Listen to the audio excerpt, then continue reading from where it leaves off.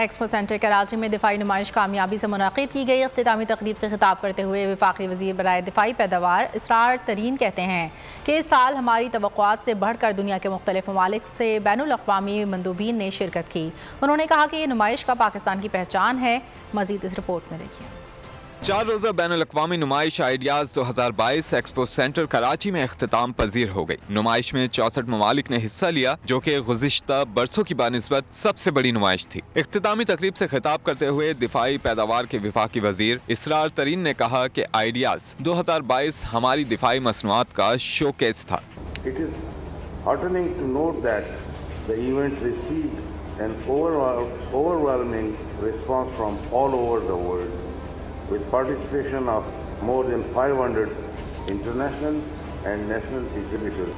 नुमाइश का 40,000 से जायद बैनुल-अक़वामी वफूद ने दौरा किया और 30 से जायद ममालिक के साथ मुफाहमती याददाश्तों पर दस्तखत हुए। आइडियाज़ 2022 में तुर्की, चीन, नॉर्थ कोरिया, जनूबी अमेरिका, यूरोप, एशिया और फोर ईस्ट से बेहतरीन रिस्पांस मिला। दिफाई नुमाइश में इटली, तुर्किया, चीन, इंडोनेशिया, यूरोप, अफ्रीका, खलीजी ममालिक, जबकि पहली दफा ऑस्ट्रिया और रोमानिया भी शरीक हुए। आलात हर्ब की इस नुमाइश में मुख्तलिफ ममालिक ने अपने दिफाई साजो सामान के स्टॉल्स भी लगाए, जिसमें एविएशन इंडस्ट्री, बर्री, बहरी और फिजाई साजो सामान के साथ साथ मुख्तलिफ किस्म के जंगी हथियार बराए अमन के लिए डिस्प्ले किए गए। इख्तितामी तकरीब में मुख्तलिफ कैटेगरीज में मुकामी और बैनुल-अक़वामी मंदूबीन के दरमियान अवार्ड्स भी तकसीम किए गए, जबकि मिलिट्री बैंड ने भी अपने फन का मुजाहिरा किया। और अगर आपको हमारी ये वीडियो पसंद आई है तो लाइक पर क्लिक कीजिए।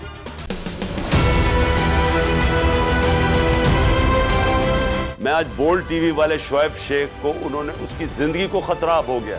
पहले उसको था अरशद शरीफ को, आज शोएब शेख का मुझे पैगाम आया, उसको धमकियां दे रहे हैं कि उसको मारेंगे। इस सिर्फ के बोल्ड टीवी हमें उठा रहा है। बोल्ड ने हमेशा हक और सदाकत का साथ दिया, सच के साथ खड़ा रहा। हम हैं मिसाल अब्र, मगर इस हवा से हम डर कर सिमट ही जाएंगे, ऐसे भी हमने। बड़ी मुश्किलात, बड़े बड़े चैलेंजेस, सिर्फ बोल खड़ा रहा, बोल डटा रहा। बोल को है जरूरत अवाम के दुआओं की। इज़हार आसाती के लिए, पाकिस्तान के लिए, पाकिस्तानी अवाम के लिए।